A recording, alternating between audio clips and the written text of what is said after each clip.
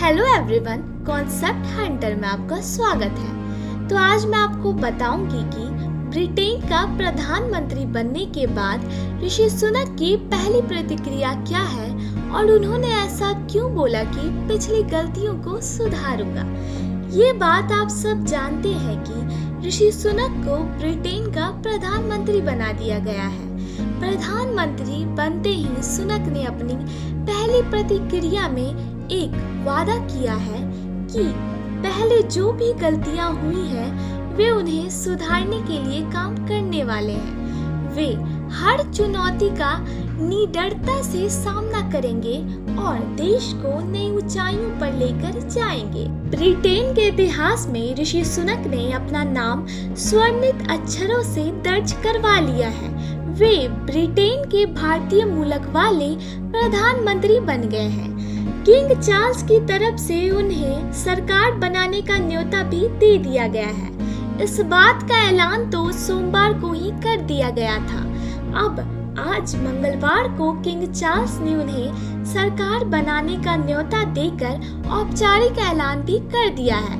प्रधानमंत्री बनते ही ऋषि सुनक की तरफ से पहला बयान भी आ गया है। ऋषि सुनक ने जोर देकर कहा कि कुछ गलतियां की गई थी जिनका सुधार उन्हें करना पड़ेगा। वे कहते हैं कि हमारा देश रूस यूक्रेन युद्ध की वजह से एक आर्थिक संकट से जूझ रहा है।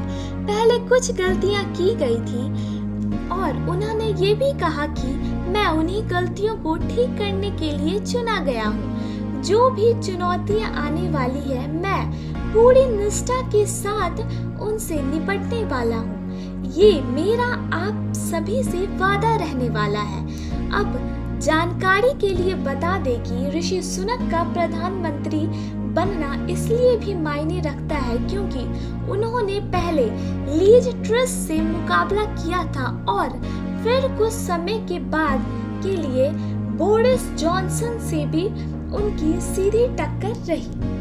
असल में पहले लीज ट्रस को ब्रिटेन का प्रधानमंत्री बनाया गया था। उन्होंने ऋषि सुनक को एक अच्छे अंतर से हराकर वो कुर्सी हासिल की थी, लेकिन उनके कुछ फैसलों पर ऐसा बवाल हुआ कि वे सिर्फ 45 दिनों तक ही प्रधानमंत्री बनी रही। असल में टैक्स कटौती के लीज ने कुछ ऐसे वादे कर दिए थे कि जो वर्तमान में आर्थिक चुनौतियों की वजह से पूरी नहीं हो सकती है।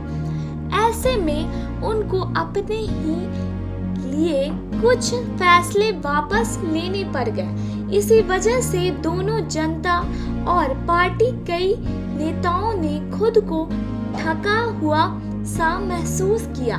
उन्हें लगने लगा कि लीज को जिन वादों के दम पर सत्ता की गई थी वे उन्हें ही पूरा नहीं कर पा रही हैं। इसी वजह से उनके इस्तीफे की मांग उठने लगी थी। वो उन्होंने 19 अक्टूबर को ही दे दिया था। उनके इस्तीफे के बाद चर्चा तेज थी कि अब ऋषि सुनक को ही प्रधानमंत्री बनाया जाएगा, लेकिन कुछ समय के लिए उन्हें पूर्व प्रधानमंत्री बोरिस जॉनसन ने कड़ी टक्कर मिली। कंजर्वेटिव पार्टी के ही कई नेता जॉनसन को पीएम बनता देखना चाहते थे।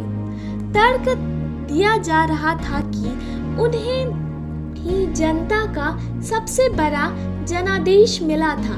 ऐसे में उन्हें भी वो जिम्मेदारी संभाल लेनी चाहिए, लेकिन इससे पहले ये मुकाबला और दिलचस्प हो पाता। जॉनसन ने खुद ही पीएम रेस से पीछे हटने का फैसला कर दिया। ऐसे में ऋषि सुनक की राह आसान हो गई और उन्होंने अपनी प्रतिद्वंदी पेनी मोर्डांट को अच्छे अंतर से हरा दिया और जरूरी मत हासिल किए। So, thanks for watching guys. Please subscribe, like, share and comment.